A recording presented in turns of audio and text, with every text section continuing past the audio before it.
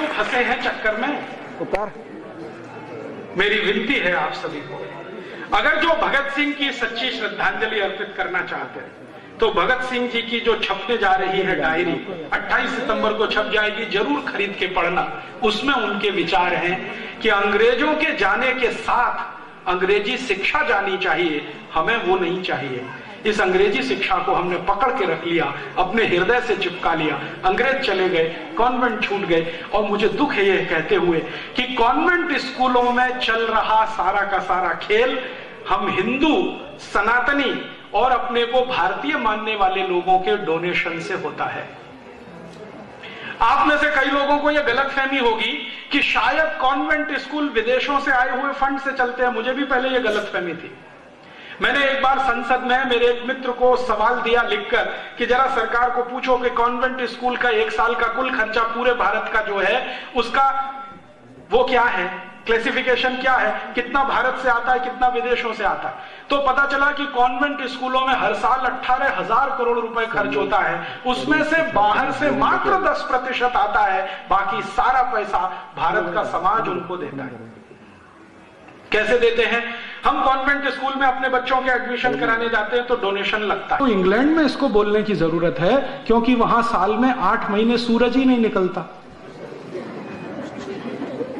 साल में 8 महीने जिस देश में सूरज ना निकले और गलती से किसी दिन निकल मॉर्निंग, यहां तो रोज सूरज निकलता है, करोड़ों साल से निकल रहा है, अगले करोड़ों साल तक निकलेगा। हम कहां फंस गए इस गुड मॉर्निंग में?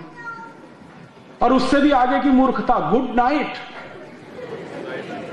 हिंदुस्तान की every night is good night.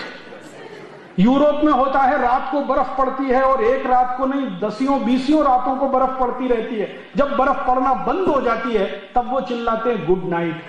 Bharat में तो every night is good night. हम फंस गए गुड आफ्टरनून। यूरोप में होता है गुड आफ्टरनून क्योंकि सूरज तो निकलता नहीं महीनों महीनों, कभी अचानक को 3 बजे के आसपास वो झलक दिखलाता है तो वो चिल्लाते हैं गुड आफ्टरनून। हमारे यहां तो every afternoon is good afternoon. काहे के लिए ये फंस गए चक्कर में good noon, good afternoon, good morning, good night. Convent में पढ़ा के अपने बच्चों को हमने आधा अंग्रेज बना दिया। कैसे? बच्चे जो कॉन्वेंट में पढ़ते हैं उनके पिताजी का नाम है रामदयाल, माताजी का नाम है गायत्री देवी, बेटे का नाम हो गया टिंकू।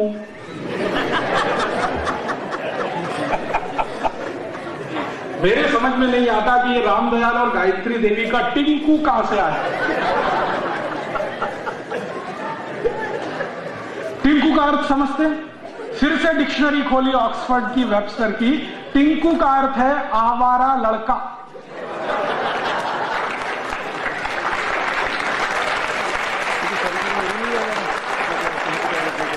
और आवारा का अर्थ आप समझते हैं जो बाप की ना सुने, मां की ना सुने, घर में ही ना रहे, वो आवारा लड़का।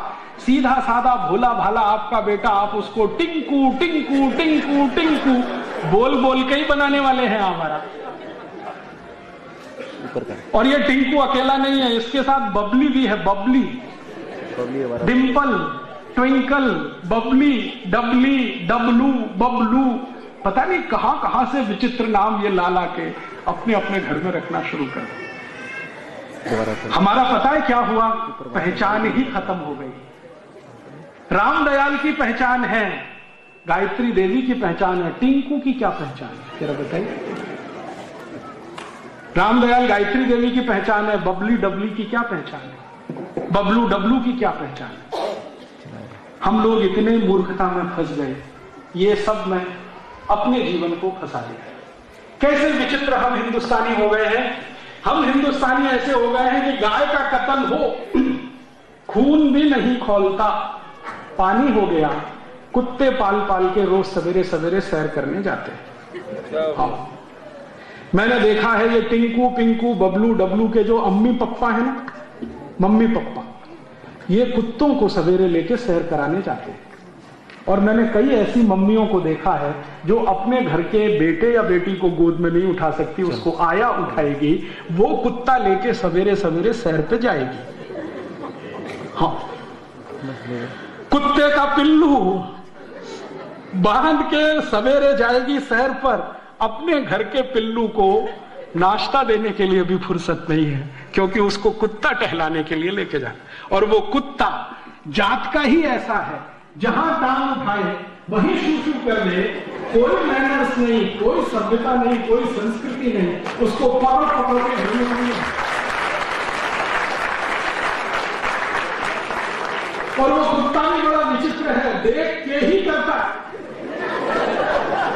आपकी कार को देखेगा, चारों तरफ चक्कर लगाएगा, जो कार का पहिया सबसे अच्छा दिखाई देगा उसी पे काम उठाएगा।